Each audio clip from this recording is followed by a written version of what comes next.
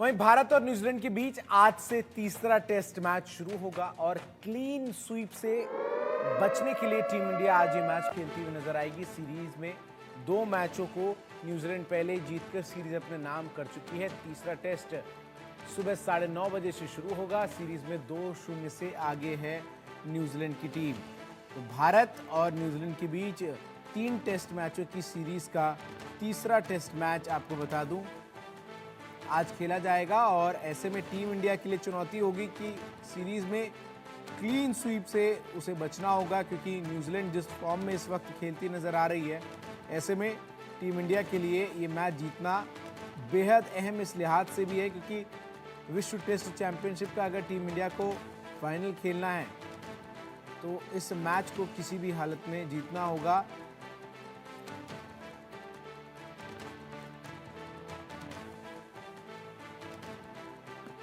मनोज जोशी हमारे सहयोगी, हमारे स्पोर्ट्स एडिटर तमाम अपडेट्स के साथ हमारे साथ जुड़ रहे हैं। मनोज जी, सीरीज का ये तीसरा मैच 9:30 बजे से टीम जब मैदान में उतरेगी, टॉस पर कितना निर्भर करता है वानखेड़े की इस पिच पर?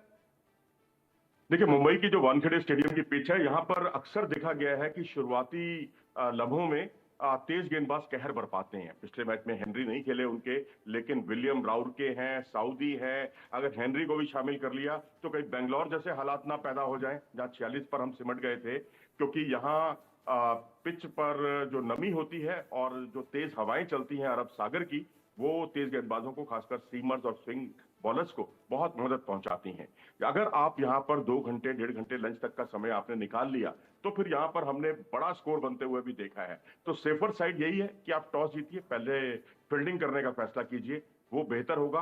क्योंकि पिच में ज्यादातर मैचों में हमने देखा है यहाँ ज्यादातर स्पिनर्स को मदद मिलती है चौथे 5वें दिन, लेकिन शुरुआत में जो पहले 3 दिन है वहां पर सीमर्स कहर बरपा सकते हैं, और वो भी खासकर शुरुआती 1 घंटे या 1.5 घंटे के खेल में।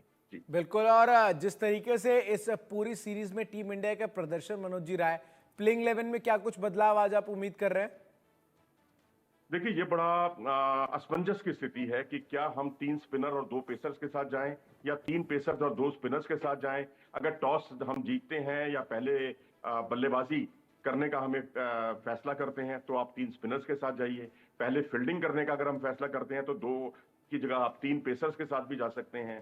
तो क्योंकि पिछली बार आपने देखा कि अश्विन और जडेजा वैसा प्रदर्शन नहीं कर पाए जिसके लिए कि वो जाने जाते हैं। आलम यह था कि उनके बल्लेबाजों ने हमारे स्पिनर्स को ज्यादा अच्छे तरीके से खेला, जबकि हमारे बल्लेबाज उनके स्पिनर्स को उतने अच्छे तरीके से नहीं खेल पाए। और ये मत भूलिए कि एजाज पटेल ने यहाँ 14 विकेट चटकाए थे मुंबई में, जब 10 के 10 विकेट उन्होंने एक पारी में चटकाए थे, वो यही वानखेड़े का मैदान था। और मिचेल सेंटनर वो भी लेफ्ट आर्म स्पिनर हैं और उन्होंने भी कमाल का प्रदर्शन किया। पिछले ही मैच में निर्णायक रहे थे वो अपनी टीम के लिए। तो यहाँ पर ऐसे में ये देखना बहुत दिलचस्प होगा कि हमारे बल्लेबाज क्या रिवर्स स्वीप की जो कला है उनके सामने दिखा पाते हैं या नहीं। क्योंकि रिवर्स स्वीप जब आप लगाते हैं तो आपको अगेंस्ट दैट स्पिन जाके नहीं खेलना होता, लेकिन हमारे जो बल्लेबाज हैं अन्य टीमों के बल्लेबाजों की तुलना में रिवर्स स्वीप बहुत कम खेलते हैं। इसके अलावा जिस तरीके से इस पूरी सीरीज में टीम इंडिया की बैटिंग एक बड़ी चिंता की वजह रही मनोज जी, हमने देखा तमाम जो हेवीवेट नाम है वो अपने नाम के अनुरूप प्रदर्शन नहीं कर पाए। ऐसे में विश्व टेस्ट चैंपियनशिप के लिहाज से आज का ये मुकाबला कितना अहम है? देखिए, बहुत इंपॉर्टेंट है। बल्लेबाजों का चलना तो बहुत ही जरूरी है, क्योंकि अगर आप विराट को देखें 8 पारियां, रोहित शर्मा की 8 पारियां, विराट कोहली की 10 पारियां खराब गई हैं, उसमें सिर्फ एक हाफ सेंचुरी है दोनों की। जो कैलिबर है इनका, उस हिसाब से रोहित शर्मा तो ज्यादातर मैचों में दहाई की संख्या तक भी नहीं पहुंच पा रहे हैं। शुरुआती जो इनवर्ट मूवमेंट होती है, अंदर की तरफ जो गेंद आती है, उसमें रोहित शर्मा फंस रहे हैं। विराट कोहली लापरवाही वाले शॉट खेलते हुए कई बार आउट हुए हैं। और जिस तरह से एक लो फुल टॉस गेंद पर पिछले मैच में उन्होंने अक्रॉस खेलने चले गए थे, वो उनके लिए आत्मघाती साबित हुआ। इसके अलावा अगर आप देखेंगे, विराट कोहली अक्सर गेंद को मिडल नहीं कर पा रहे हैं और एजेस लग रहे हैं। और पिछली 12 पारियों में 6 बार तो उनके एजेस लगे हैं, जिससे या तो गेंद विकेट कीपर के हाथ गई है या स्लिप के फील्डर्स के हाथ में गई है। तो मेरे ख्याल से इन 2 बल्लेबाजों का चलना बहुत जरूरी है। बाकी यशस्वी अपने काम को बखूबी अंजाम दे रहे हैं और सरफराज और शुभमन गिल से भी काफी उम्मीदें हैं।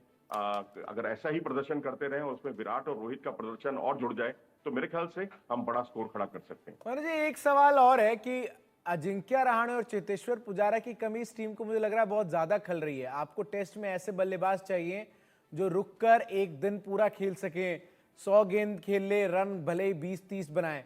वैसे बल्लेबाज अगर हम एक रोहित शर्मा और विराट कोहली को छोड़ दें तो और इस टीम में नजर नहीं आते। जितने भी युवा बल्लेबाज हैं वो सब T20 फॉर्मेट से खेलने वाले बल्लेबाज जो है वो नजर आते हैं। तो ऐसे में किसके ऊपर ये जिम्मेदारी होगी कि वो जो रिप्लेसमेंट है वो बने चेतेश्वर पुजारा और अजिंक्य रहाणे का?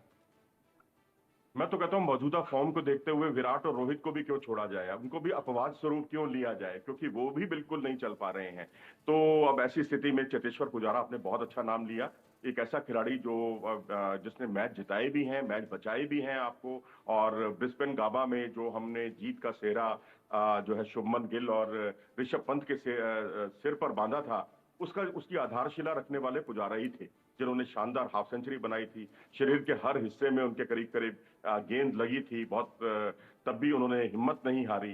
तो मुझे लगता है जो कुशल डिफेंस चाहिए ना, वो आज की जो पीढ़ी है या आज की जो मौजूदा प्लेइंग 11 है हमारी, उसको चेतेश्वर पुजारा से सीखना चाहिए। उनके वीडियोस देखने चाहिए कि कैसे डिफेंड किया जाता है। यहाँ तो 2 मौकों पर Rohit Sharma forward defensive shot खेलते हुए एजेस के शिकार हो गए और उस पर भी वो आउट हो गए, अपना विकेट नहीं बचा पाए। जब आप गेंद को रोकते हुए अपने आप विकेट नहीं बचा पा रहे हैं और आप विशुद्ध रूप से बल्लेबाज की हैसियत से खेल रहे हैं, तो फिर तो सवाल तो उठेंगे ही ना आप पर।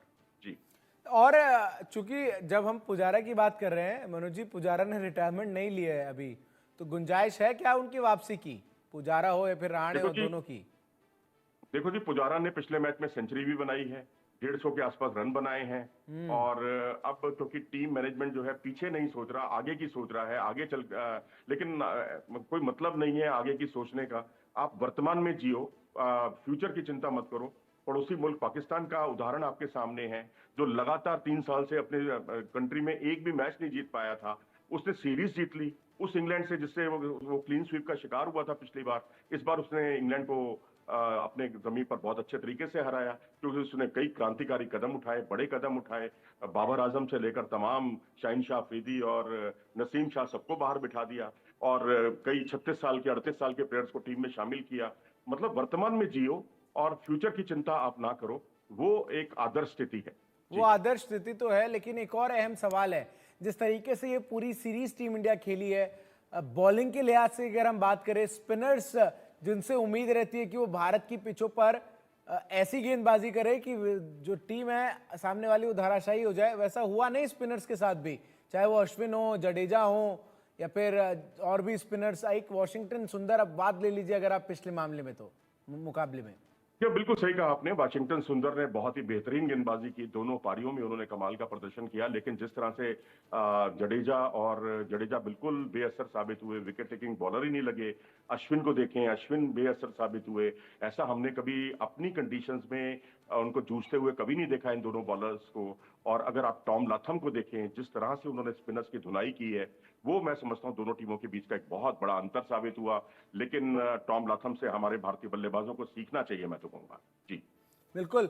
एक और अहम सवाल है, चूंकि हम विश्व टेस्ट चैंपियनशिप के लिहाज से बात कर रहे हैं, तो टीम इंडिया को इसके बाद बॉर्डर गवास्कर ट्रॉफी भी खेलनी है टेस्ट में, और ऐसे में आपको वहां पर ऐसे बल्लेबाज जरूर चाहिए जो आपके लिए रुककर खेल सके। जैसा कि आपने खुद बताया कि हमने जीत का सेहरा भले ऋषभ पंत के सर पर बांध दिया था गाबा के मैच के बाद, लेकिन चेतेश्वर पुजारा ने जो भूमिका निभाई वो भी काफी अहम थी उस परिस्थितियों में। तो और चूंकि बॉर्डर गवास्कर ट्रॉफी के लिए टीम की घोषणा हो गई है, ऐसे में ये अहम होगा कि या तो सरफराज खान या फिर और किसी बल्लेबाज को वो जिम्मेदारी आगे बढ़कर लेनी होगी कि वो इनिंग्स जो है वो होल्ड कर सके। देखो जी, जितना आपको अभी चिंताएं नजर आ रही हैं, मेरे ख्याल से बॉर्डर गवास्कर ट्रॉफी में विराट के प्रदर्शन को लेकर आपको बहुत ज्यादा चिंतित होने की जरूरत नहीं है, क्योंकि उनका प्रदर्शन बहुत आला दर्जे का रहा है। लेकिन हाँ, पुजारा के बारे में विचार किया जा सकता है, क्योंकि ये वही पुजारा है जिन्होंने ऑस्ट्रेलिया के दौरे में बॉर्डर गवास्कर ट्रॉफी के दौरान, पिछली से पिछली बॉर्डर गवास्कर ट्रॉफी की मैं बात कर रहा हूँ, 3 सेंचुरी बनाई थी, मैन ऑफ द सीरीज थे मैच। तो आप विचार कर सकते हैं।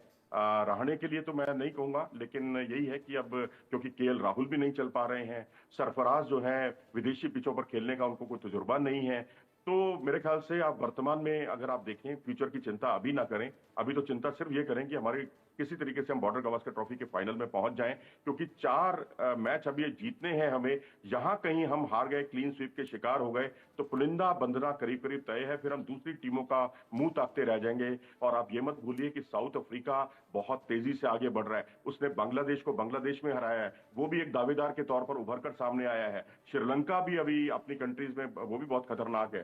तो अभी श्रीलंका और साउथ अफ्रीका और न्यूजीलैंड बहुत तेजी से आगे बढ़ रहे हैं। ऐसी स्थिति में भारत जो है, अब ऑस्ट्रेलिया पहले बहुत ऊपर था, अब अंतर बहुत ज्यादा था ऑस्ट्रेलिया से, अब अंतर बहुत कम रह गया है। तो मैं समझता हूं कि अब अगर आप अब चिंता नहीं करेंगे तो फिर कहीं देर ना हो जाए।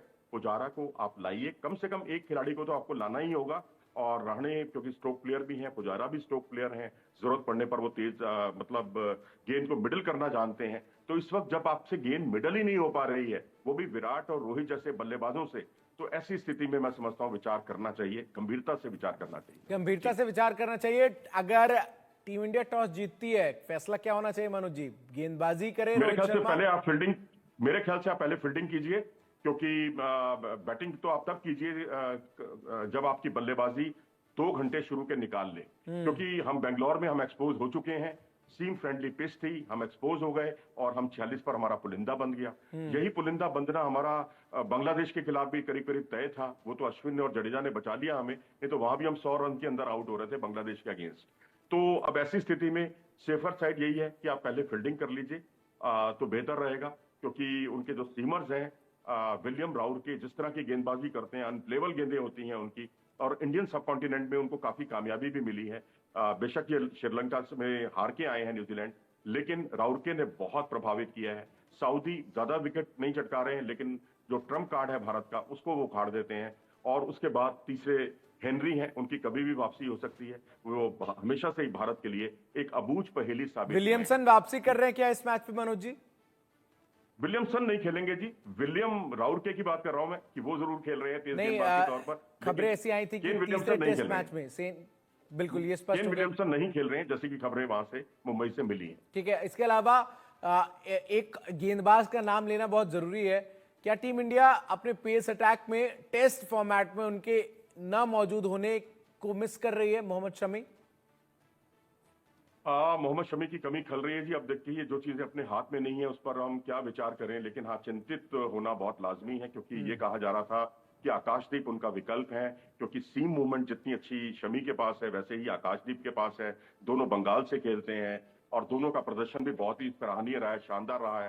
तो ऐसी स्थिति में, क्योंकि आकाशदीप ने पिछले मैच में बहुत निराश किया था, उस तरह की गेंदबाजी उनकी नहीं थी, तो इससे चिंताएं भारत की बढ़ना बहुत लाजमी है। क्योंकि पिछले मैच में हमने देखा कि जो सिराज थे पिछले से पिछले मैच में, वो नहीं चले, बुमराह अकेले पड़ गए। यहां पर फिर बुमराह अकेले पड़ गए, क्योंकि आकाशदीप का उतना साथ नहीं मिला। तो आपने बिल्कुल ठीक कहा कि शमी एक ऐसे प्लेयर है, मुकम्मल प्लेयर है, उनकी सीम मूवमेंट अक्सर कहर बरपाती है और टीम के लिए बहुत उपयोगी साबित होते हैं। उनकी कमी वाकई भारत को बहुत खल रही है इस समय। उनकी कमी तो खल रही है, लेकिन जिस तरीके से टीम इंडिया का प्लेइंग 11 भी नजर आता है, मुझे जो दोनों टेस्ट मैचेस में प्लेइंग 11 नजर आया मनोज जी, वो थोड़ा सा कंफ्यूज प्लेइंग 11। आप इस बात को फैसला नहीं कर पा रहे कि आपको ज्यादा गेंदबाज खिलाने हैं, ये बल्लेबाज, आपको कॉम्बिनेशंस क्या सही नहीं बैठ रहे हैं। वॉशिंगटन सुंदर आप एक सरप्राइज के तौर पर पिछले मैच में लेकर आए, जो कि सफल रहे, लेकिन अभी भी मुझे लग रहा है कि एक एक्सपेरिमेंट के फेज से ही प्लेइंग 11 को लेकर जो कोच गौतम गंभीर है वो इस वक्त करते नजर आ रहे हैं। नहीं, देखिए, बॉलर और बैट्समैन को लेकर तो कोई हमारी समस्या नहीं है। समस्या सिर्फ ये है कि हम एक अतिरिक्त स्पिनर खिलाएं या अतिरिक्त पेसर खिलाएं। हम 3 स्पिनर और 2 पेसर से उतरें या 3 पेसर और 2 स्पिनर के साथ उतरें। हमने कोई 5 गेंदबाजों से कोई कंप्रोमाइज नहीं किया कभी भी। लेकिन बस समस्या यही है कि किसको खिलाएं, किस बॉलर को खिलाएं।